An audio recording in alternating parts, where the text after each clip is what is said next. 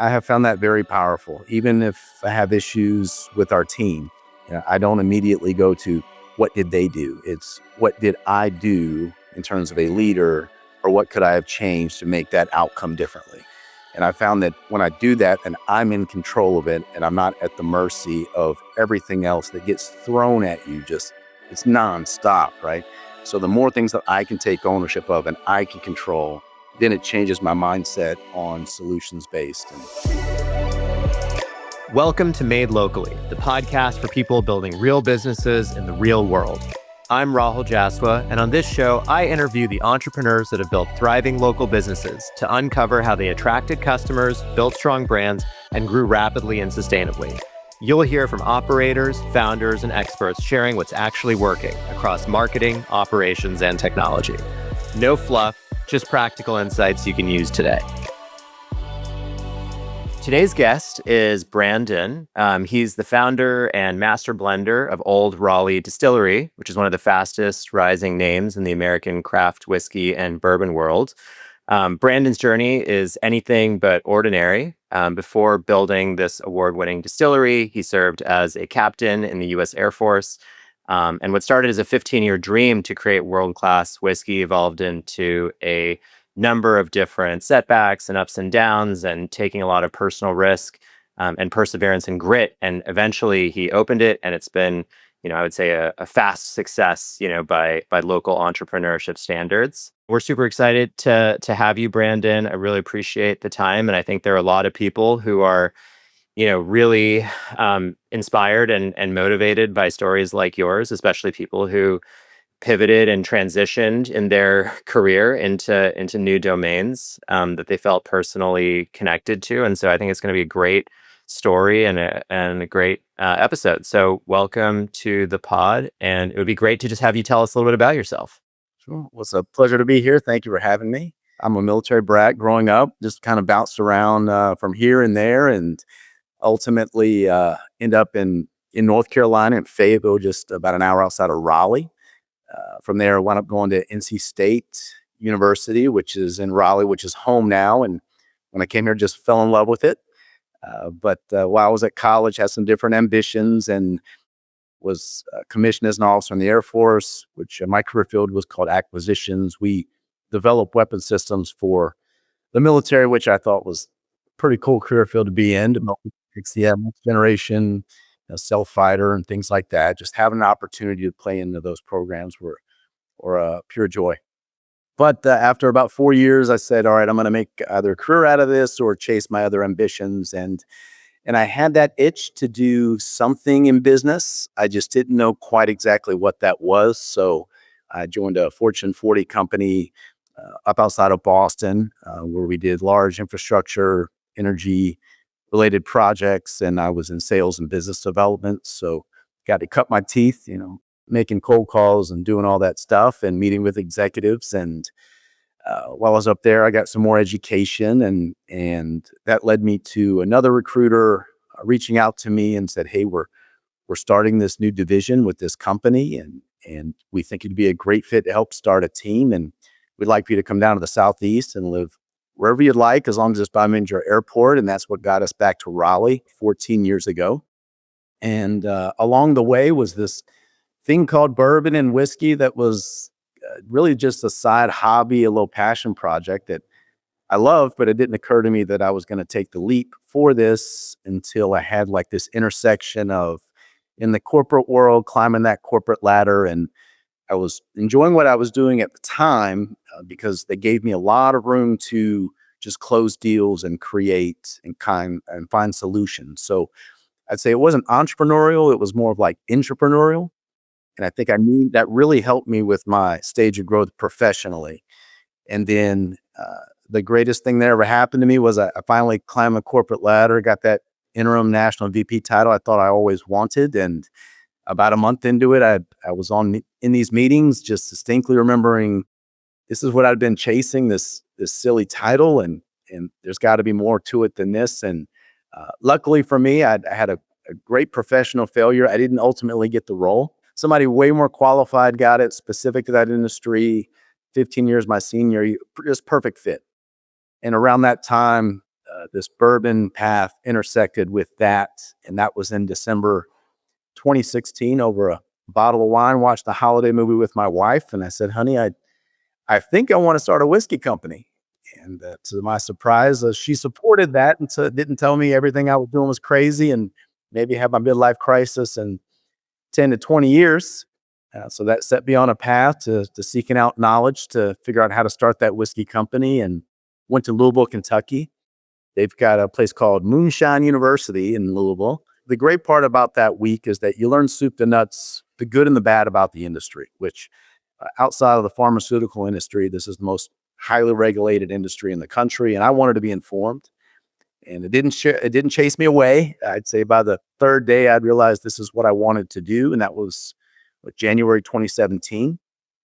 But I was naive enough to think in 3 to 6 months, I'll have a whiskey brand up and running and life's going to be. That was probably the most naive thought I've had in a long time. It was not 4 years to the day, almost 4 years to the week that we actually opened in January 2021. It took me 2 years just to find a building. Had a lot of false starts in Raleigh. Ultimately found a location in the suburbs. And then it took me 6 months after that is when we closed on the building. And that's when I finally had the guts to take the leap and said, you know what? I'm all in, no safety net, no health insurance, no 401k, no benefits. Let me just take a crack at this thing. That was September of 2019. Wow. That's amazing. It seems like you really have had a couple of different lives in there, which is really pretty cool. It takes a lot of guts, I would say, to make each of those jumps. So I guess it's not surprising now that you're an entrepreneur. One of the things that I think is pretty interesting is a lot of the people who I speak with who have been able to start something and feel confident about actually going out there and selling it. They really do have a lot of this sort of sales and marketing type background. Like they just feel comfortable putting themselves in these situations where they have to sell something to someone, which is like inherently very uncomfortable for most people naturally. So I guess tell me about how that sales training that you had over the course of 10 or 11 years, how that sort of set you up to do this. Yeah, well, let's say first and foremost, if you're in sales, over time you get accustomed to being rejected. Yeah, right. It just doesn't phase you. And in addition, if you're creating something on your, you're truly passionate about it. So, and if you're jumping off, taking the leap, well, nobody's going to do that work but you. So if you allow for rejection to stop you, well, go back to your 9 to 5 job, right? So you got to be convicted. You've got to be okay with rejection and moving on. And so I'd say that set me up well. I can go knock on stores all day long. They tell me no, I'll move on to the next. But also with that, in particular, my last job was just find solutions, figuring out that sometimes no doesn't always mean no. Maybe it's figure out the why, and maybe just how I was positioning the proposition or whatever the sale just wasn't speaking their terms. So, I'm very much solution oriented. I'm not I don't have problems. I got solutions. That's how I view every week. And I think if you have that mindset, then you're in control of being able to tackle that situation and figuring out, all right, I got this puzzle assembled a little bit wrong here. How can I adjust some of these pieces so that picture looks right? And that's how Yeah. I kind of view every week. Yeah, that's really cool. I guess on the flip side, one thing that I don't very often see when I'm talking to entrepreneurs is they usually sort of are not that interested in education. They're usually like, hey, I want to get out there. I want to just start doing stuff. And when I was looking at your background, it looks like you've done a ton of education. I mean, you mentioned some of the kind of industry specific things like Moonshine University, but also it looks like you have a bunch of degrees. You have an MBA, you have a master's degree, you've got your bachelor's. Like it seems like you've actually sought out education, to some extent. So I'm curious to learn more about that as well. Yeah, I'm just constantly seeking knowledge. I mean, the bachelor's degree was my parents. My dad was enlisted. My mom was a teacher. Growing up was their thought process with their generation was education means more opportunity. So that was the bachelor's degree. And then when I got into the Air Force, a lot of it was working with defense industry and big programs. And so I got my MBA there to complement, what I was doing there. And then when I was up in Boston, had an opportunity to go to Harvard, and around that time was when this green energy movement was surfacing, and it just seemed to be a good complement to help me communicate the impacts, not only from a cost standpoint, let's say savings on energy costs, but also the environmental impact, because these big strategic leaders and universities at the time, that was very important to them. So being able to correlate from a business perspective, how that correlates from environmental perspective, served me well in closing those deals. So I'm constantly trying to find new information, new education out there to help me in my role. Nowadays, it's less university based and more of, I'm out there looking at, the latest, Harvard Business Review articles out there, or, I get as much knowledge now I've got a cohort of other mastermind business leaders once a month, and I pick their brain on the different, and they're all in different industries, but the different challenges they're going through, the different success stories that they're going through, the different tools like AI and how they're applying it to their businesses. Now, I just suck up that like a sponge and figure out how I can apply that to what we have here to make us better. Wow, you guys meet in person? Yeah, we just met yesterday, actually. Yeah. Oh, cool. So how did that community form? So there's an organization called Vistage, where they basically they will put you in a group depending on where you are in your professional career. So I guess, a quote unquote, a small business. And so they put me in a group of equal peers. So we all have somewhat similar problems, different industries, but similar problems. And I decided to do that. It was 3 or 4 years ago when I was starting the business. I realized that I've got grander visions for what I wanted my business to be. I want us to scale nationally. And I wasn't getting, in terms of the conversations I was having with some of the business owners around here, some of them were part-time, they weren't all in. I just felt like I didn't have somebody, that group, that I could be able to talk to and really elevate and inspire me. And so I did a couple months of looking, and this organization was a great fit. And that's ultimately how I led to that. And 4 years later, they've helped me through some pivotal decisions in our business. Wow, amazing. Okay, awesome. Well, let's talk about your business. So, you decided to create this micro distillery. What, perhaps aside from a personal interest in the craft, like what led you to decide that this was the business you wanted to start? Yeah, so I'm a blender by trade. And so that started, just morphed as something I was genuinely curious in 10, 15 years ago. And I was fascinated with how you can have the same recipe for, let's just say, a bourbon, distilled at the same location, aged at the same location, but over time can have that same bourbon taste differently. And so that's took me down separate paths to figure out, okay, how did that happen? Why is that? And it was just kind of a general curiosity that led into this rabbit hole after rabbit hole after rabbit. Um, so I guess that started it all. But as we open up our business, um, I think what's a little different is, yes, I own the company, but I'm the person physically doing the blending. And so I didn't want to lose sight of that. So I kind of view blending is an art form. And so what we do here is, my spin on things is, we don't replicate any batch we ever create. So that gives me free form as an artist to just have a blank canvas every time. And what I do is, I'll cherry pick the best whiskey that's available out there, and then I'll package those together with blending different barrels, like layering them to come up with a unique expression. And then once it's sold out, I'll start over and do it again. Wow. Okay, so maybe for the uninformed, tell us a bit about the process. Like, what are the different steps when it comes to getting a bourbon into someone's hands? So the first part of, I guess, the process, and where I come in, would be after the distillation process. So I have relationships with people all over the country that will make bourbon, and then for example, and they'll age it for several years in their rick house or warehouse.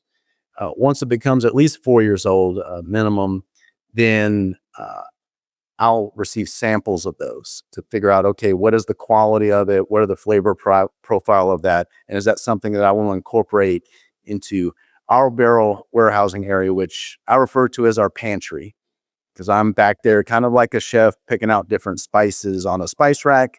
That's what I'm doing with these individual barrels and figuring out how I want to package those together to create something unique. So that wasn't, by the way, the original intent of our brand. So you see behind me here a little bit of our production equipment, and our original intent was to actually distill on site here. And then inevitably, the plan was our stuff would be old enough we would blend our own. But well, my journey had a little different, some twists and turns where that didn't work out. In particular, COVID. So I received a small business loan about four months before COVID started, and the impacts of that we never recovered from. And so I was supposed to open April 2020, right when COVID started. Oh my God. Yeah, my timing was just awesome. So my wife probably thought I was a hot mess. We didn't open until January the following year. But during that time, what happened to us was the county that approved our design, of which I got a SBA loan to build to that design. During construction, they proceeded to essentially make me change everything that was approved. The impact of that was that we went through all of our construction money, all of our process piping for our production, all of our contingency money, and I had to wipe out my 401k to make sure we opened. Oh my God. Yeah. So at those times when Holy folks moly. came in here in social distancing, it was, where you want to be in 5 years. We're trying to get through February to pay the heating bill. That's where we are. Yeah. We're getting one day at a time. It was truly that. Wow. Okay. And so in this blending process, how, you kind of described it as an art, and each batch is a blank canvas and you kind of do one at a time. Maybe it's just so we understand. So in the blending process, how much creative latitude do you have? Like how many different, like distilled bourbons are you putting together? What are some of the other elements in it?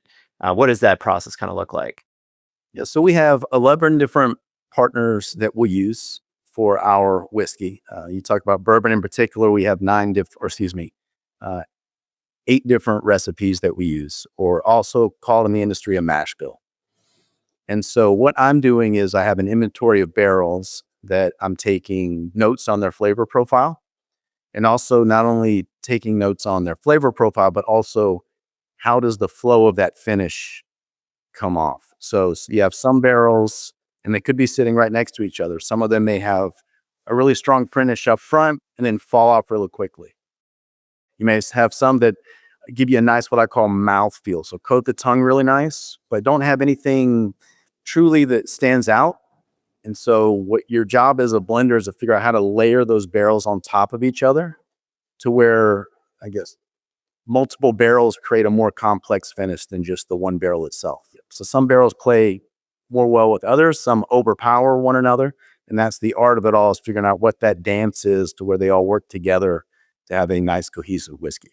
And is this something which is really like shooter's choice? Or is it like if you were to talk to 50 blenders and you were to put, 50 different blends in front of them, they would really be able to pick up on the same notes and the same qualities as one another?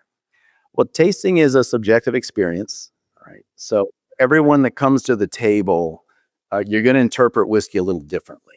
And there's several reasons for that. One, everyone that comes to the table, all of us have blind markers in our tasting buds. Right? Two, we grew up eating different cuisines and have different life experiences from around the world. So when you come to the table, all you're trying to do when you're putting whiskey or any food in your mouth would be, you got a Rolodex of memories, and your brain's trying to process, where did I crisscross with that before? And then one, was that a good experience or something I liked? Or was it Yeah. not, right? It's like So a metaphor for life. there you go. So that's the subjective part about blending. What we all can come to an agreement on when we come to the table is, I define a good whiskey by a nice mouthfeel. So how does it coat the tongue? Right? Does it give you a nice finish that maybe has a little conversation back to you? So that will be the first qualifier for pulling any barrel or harvesting any whiskey. Does it give me that nice mouthfeel? Does it have a story to tell? And then from there, you say, okay, all right, how do I build these barrels to create this book of stories that gives a conversation for 20 or 30 seconds? Yeah. Cool.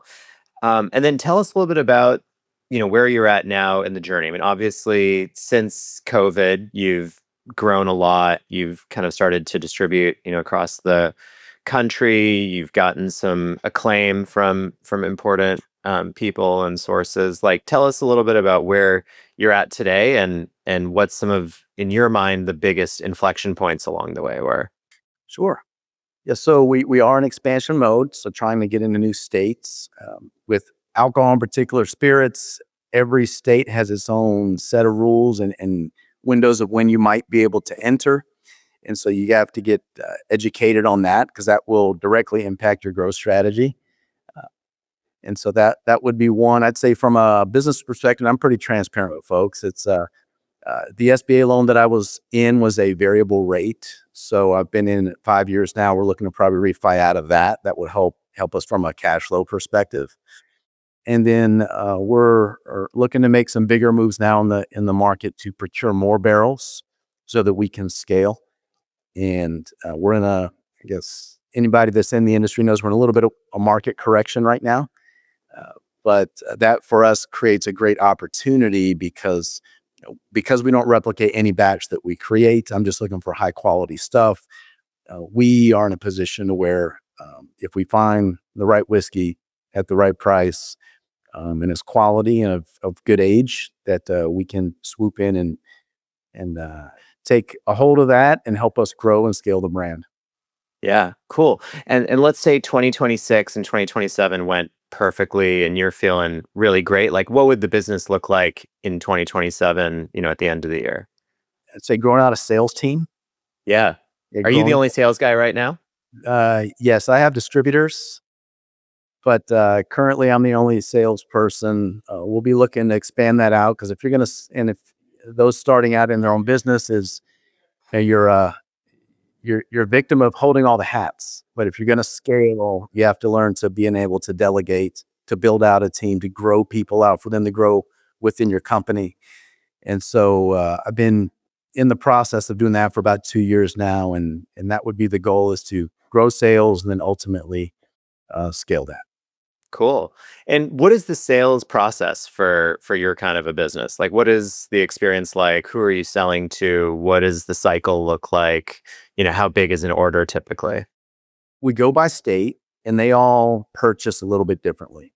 So from there, like Virginia, for example, that I just got in, they make decisions top level and work their way down. All right. So that was refreshing because North Carolina, for example, is a control state and they have 400 stores, in which there's, I believe, 171 different boards that are individual Oh decision makers. my gosh. Wow. Yeah. So if you're going to be across this state, it's going to take some time and a lot of meetings. And so now, go to the other, another market would be Florida. Florida is completely different, right? They can actually sell bottles of alcohol like at bars and restaurants to consumers on their way out the doors. I learned when I did a bourbon and food pairing in December, they were selling bottles at the end of that event, which was truly unique. Got it. Okay, cool. And so, when you think about, where you're at in the journey now and, where you were in the beginning, what are some of the things that you know now that you kind of wish you knew in the very beginning? Well, one, I would say that do it all over again. I probably could have just sidestepped the production, but I couldn't have dreamed back then that I'd have the network and the access to whiskey. I couldn't have foreseen the industry going the direction. And so, I had to start all over again. I would have just went straight to blending and straight to networking and building out that. And that would have definitely saved me some heartache for sure. Yeah. Yeah. I mean, all the infrastructure you put into distilling and stuff like that, you could have avoided that, I guess. Absolutely. Yeah. So that'd be the big one. Is that like a lesson on just kind of picking your lane, early on, like just kind of figuring out where to focus and specialize, at least in the beginning? Or do you think you kind of didn't have much of a choice? I don't regret it. Let me just say that. So it made me want to earn it a lot more because sometimes you need these experiences. And then in particular with an entrepreneur, you need to, you need to have those tough times. I call it the struggle. Yeah, the The crucible struggle, moments. yeah, because in the process, you pick up on how much stress you can take on and still press on, right? Two, I think it just makes you more convicted that you're going down the right path. Because I've had 1,000 opportunities to say no and go back to a corporate world, but every time I just hunkered down even deeper and figured out, okay, this is going to work. This is really what I want to do. Brandon, you got to find solutions here. And so I've learned that and I mentioned this earlier, I'm very much solution oriented. I've got that Jocko Willink mindset, the extreme Yeah. ownership. Love the I'm extreme big on ownership that. mindset. I have found that very powerful. Even if I have issues with our team, I don't immediately go to what did they do? It's what did I do in terms of a leader, or what could I have changed to make that outcome differently? And I found that when I do that and I'm in control of it and I'm not at the mercy of everything else that gets thrown at you, just it's nonstop, right? So the more things that I can take ownership of and I can control, then it changes my mindset on solutions based. And that's 24/7 how I'm trying to think. It's not always, doesn't always work. I'm not perfect. Sometimes you got to pull yourself out of a situation to think that way. But yeah, that's Sure. amazing. That's amazing. Cool. And if you kind of think about some of the things that you've learned in your kind of coaching executive peer group, what are some of the most interesting lessons that you feel like are not widely understood and people would really benefit from knowing? Well, I'd say first, just that have a tribe. It's entrepreneurship is a lonely journey, and those that aren't in it don't understand it. And I'll give you an example that when I first started, we make half our revenue in the tasting room between 12 and 5 on Saturdays. So I think it could work on Saturdays, whereas everyone else in my family, my extended family, worked Monday through Friday. They'd have functions on Saturdays and they didn't understand. I've got a product release. It could be a $20,000 revenue day. I can't make it. And it took them a while to get accustomed to this isn't a hobby. This is his lifestyle. And we have to be okay with that. So was that just like exposure therapy? Like you just kept doing it and eventually they caught on, or did you have to sit people down and have conversations with them? A little bit of both. Yeah, it's a little bit of both. But I think having that peer group also is helpful. They do the same. I mean, it's if you're in this world, it's not 9 to 5. It's you think about it 24/7. And when you be laying in bed thinking about the next project you do, and it doesn't stop, right? And that's what I love about it. I just couldn't go back to doing what I was doing after doing this. It's a lot more stressful, a lot harder, but I love it. Before you obviously had gotten really good at selling, but you were selling someone else's product, like the business that you work for. Now you're selling your own product. Does that change the way that you're communicating in these conversations? Yes, because I at least the feedback I receive from folks is they could tell how passionate I am about it. Yeah. And we make everything by hand. We bottle, we label everything. So they're meeting the owner, but the maker. And I can talk 10 ways to Sunday about how I made this thing. So I can really pop open the hood. That's been helpful. And if it's a no, again, move on to the next. It's not going to hurt my feelings too much. Be their loss. Yeah. Or maybe Right. they'll Of come around in a course. few months. Yeah. Yeah. Yeah, amazing. Okay, awesome, man. Well, this is great. Learned a lot. I think what you've built is really pretty impressive and special. And it seems like you've navigated a lot of sort of challenges that really were outside of your control. So I guess maybe for the listeners, many of whom I'm sure are into whiskey and bourbon, tell us a little bit about what you're selling right now. What should people get on the website and try to buy or buy the next time they're making their way out to Raleigh? Yeah, absolutely. So we specialize in whiskey, predominantly bourbon. So if you're big into bourbon, we have a couple different options for you. In the tasting room, we have rye whiskey as well, and then which you can order online on our website, olderaleighdistillery.com. We've got a bottle club if you're interested in ultra rare, unique things. We custom make bottles just for that group every month. You can sign up and get your own bottle that would never see the public, would never see stores. That group's called the Olde Raleigh Whiskey Society, and it's been a great community, kind of grown from grassroots, and now we got members all over the country. But that allows me to find very rare and unique whiskeys that maybe the quantity just isn't big enough to reach a store. It's not worth the headache of distributing and marketing, but it's really good whiskey. Well, I've got an outlet for that to be able to create, and we do that there. Great to hear about your story. We would love to stay in the loop as things are progressing and hear if there's any way that we could help. And yeah, we just really appreciate the time. All Thanks a right. ton, Brandon. Thank you. Thanks for listening to Made Locally. If you found this useful, share it with another business owner who's in the trenches like you. Make sure you're subscribed so you don't miss the next episode. And if something stood out, I'd love to read your comments. See you in the next episode.